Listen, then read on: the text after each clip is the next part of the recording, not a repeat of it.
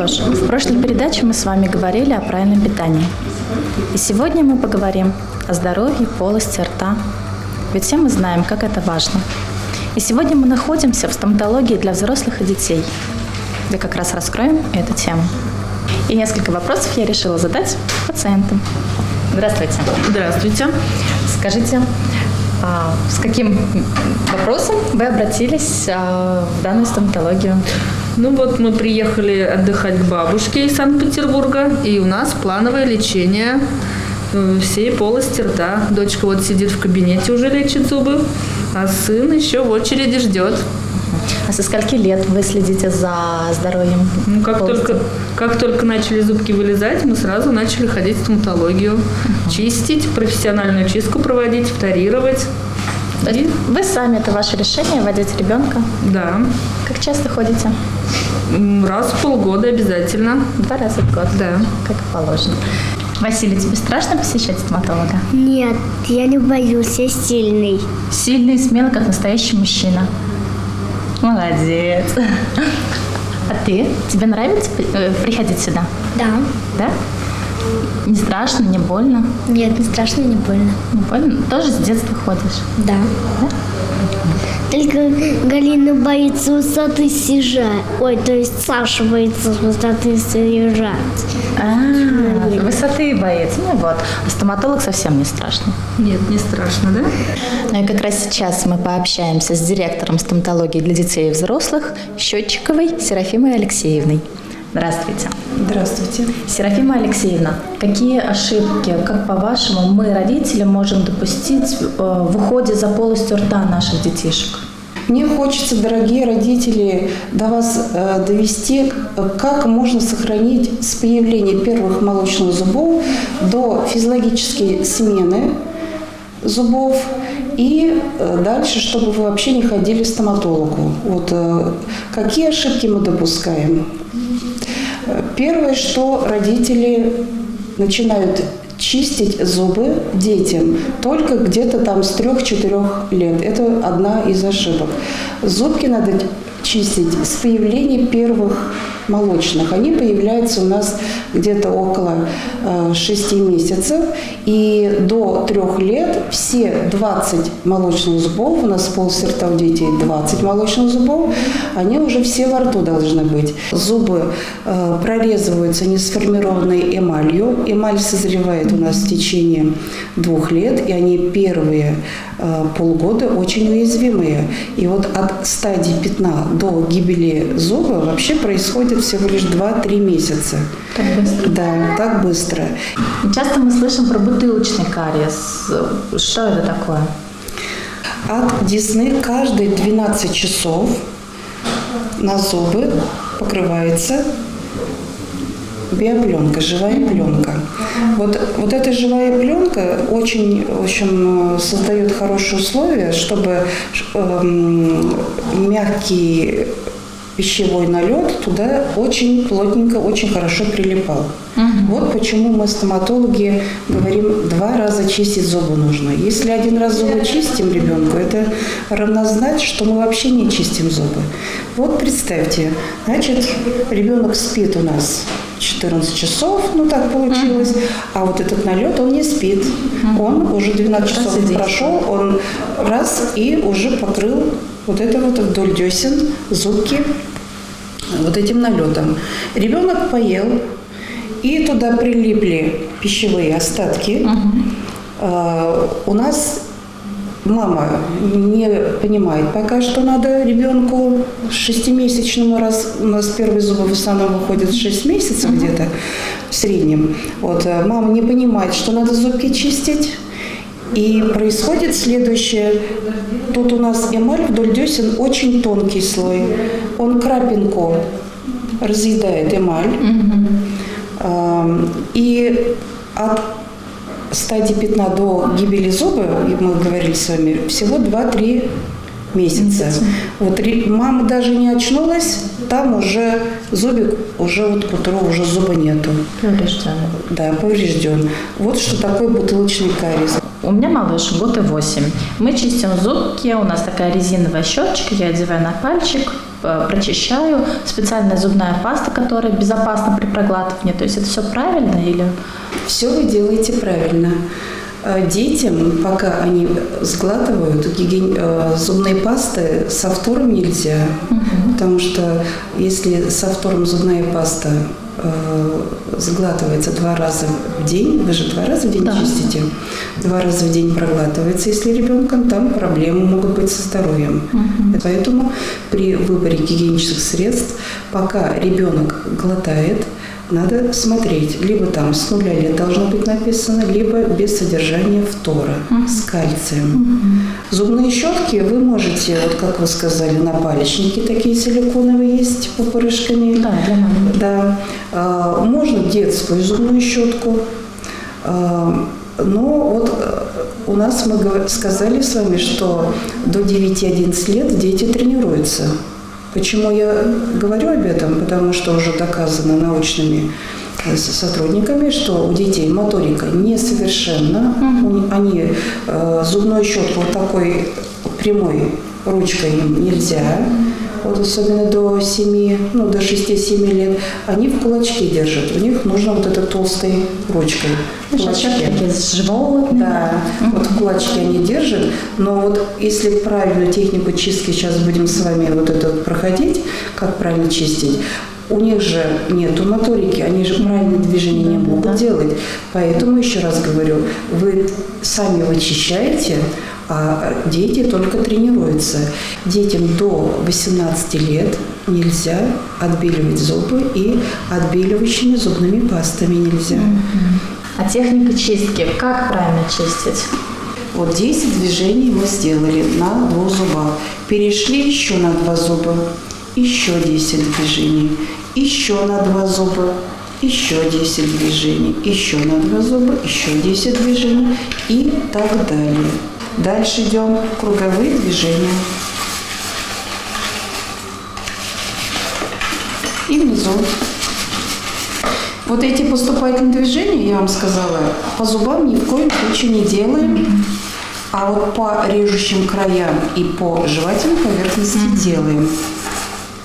Что такое серебрение зубов? Для чего вообще это применяется и когда, в каком возрасте?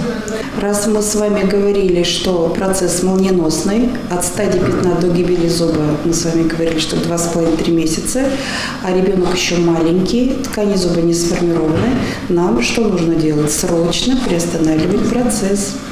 Вот это приостановка кариозного процесса.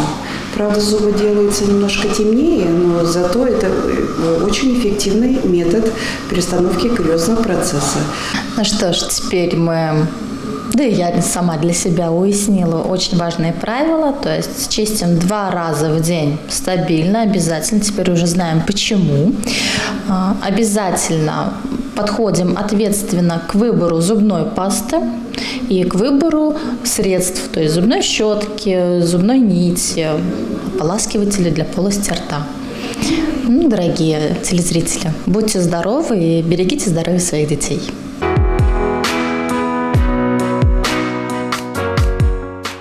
Меня как маму беспокоит не только состояние здоровья полости рта моих детей, но и состояние здоровья глаз, их зрения. И сейчас мы в салоне Люкс Оптика, где как раз и посмотрим, какие же очки больше подходят моей Анюте. Марина, что вы можете нам предложить? Что-то хочется интересное. Очень большой широкий выбор оправ. Можно предложить как пластиковые, так и металлические оправы. Я, конечно, точно не знаю, да, какие лучше, круглые, такие. Давайте посмотрим. Другое померите, посмотрите, что больше подойдет. А вот у нас такая проблема, что у нас ломаются дужки. Дужки называются? Заушники. Заушники, да. Есть ли какое-то спасение для нас, мам, когда вот детки ломают? Есть другие модели пластиковые. На 180 градусов отодвигаются. Для активных детей. Вот, пластиковая модель.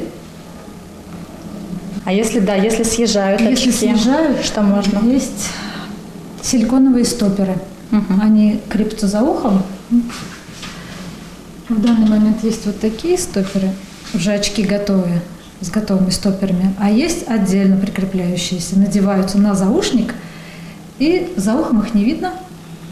Благодаря этому очки не сползают. У нас есть специальные окклюдеры для закрытия одного глаза.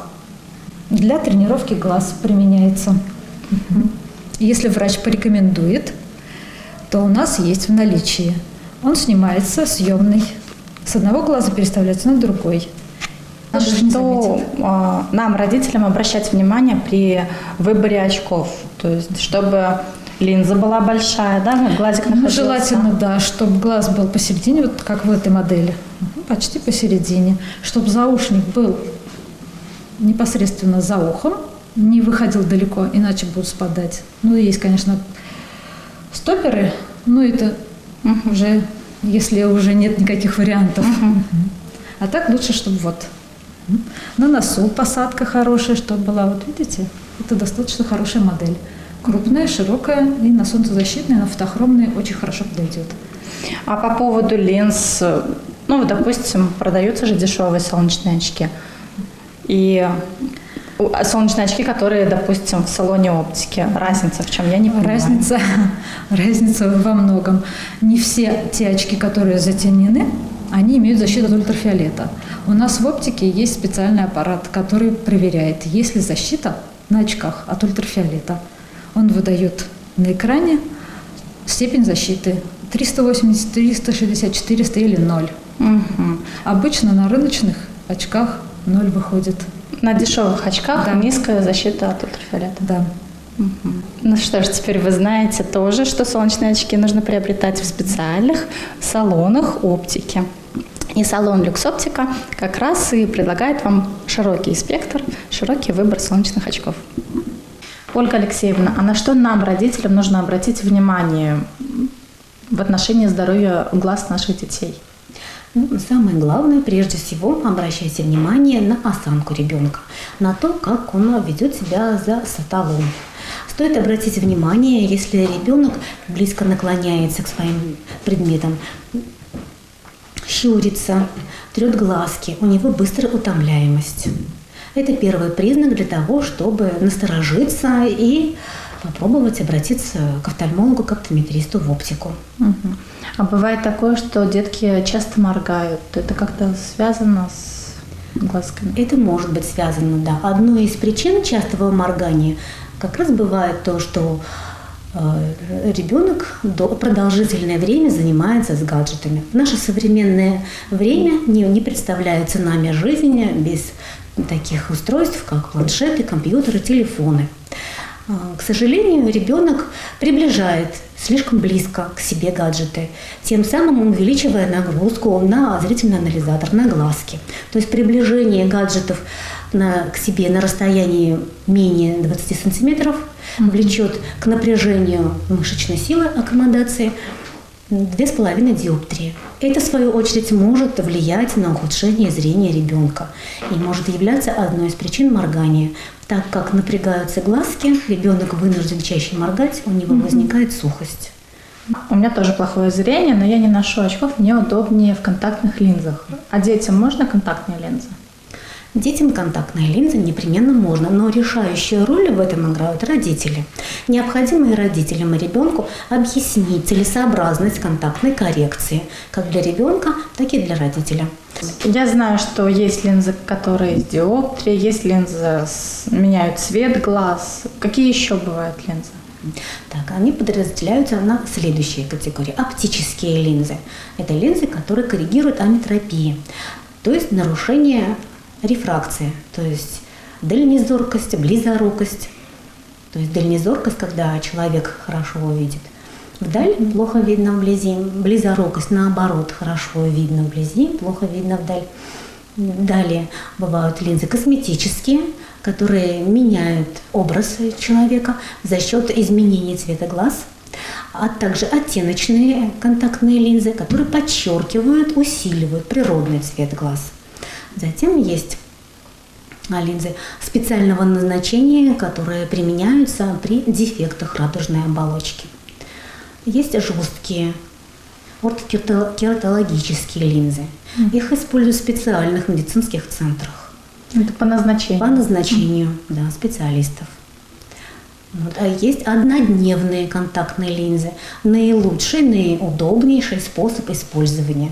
Благодаря контактным линзам ежедневной замены поддерживается здоровье глаз. В них прекрасная чувствительность, прекрасная увлажненность, комфорт на протяжении всего дня. Большой плюс – не нужны дополнительные средства по уходу за ними.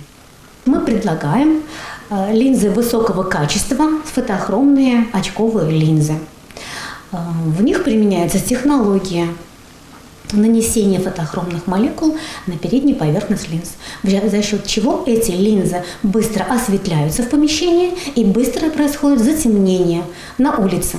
Они затемняются максимально, обеспечивая наилучшую, наичеткую защиту от ультрафиолета. В результате глаза остаются здоровыми, а мы ощущаем себя комфортно. А сами очки, долго ли они изготавливаются? У нас в нашей оптике в Канаше есть своя мастерская. В связи с этим очки изготавливаются максимально быстро. В основном, если сегодня заказывают очки, завтра они бывают готовы. А также мы изготавливаем за 1 час. Что нужно делать для того, чтобы сохранить здоровье нашего зрения? Наши советы таковы. Сейчас у нас на дворе лето, много зелени цветущей. Глазам очень полезно смотреть на зеленый цвет. Это цвет здоровья, радости. Этот цвет помогает снять напряжение, нагрузку с глаз. А также можно порекомендовать диету для глаз. То есть это включить в рацион пищу, которая содержит витамины А. Ну что ж, дорогие телезрители, и в этой передаче мы раскрыли с вами такие темы, как здоровье полости рта, здоровье глаз, здоровье зрения нас и наших детишек. Я буду очень рада, если информация, которую вы услышали сегодня, вам будет очень полезна, и вы будете прислушиваться и следовать рекомендациям наших специалистов. До свидания.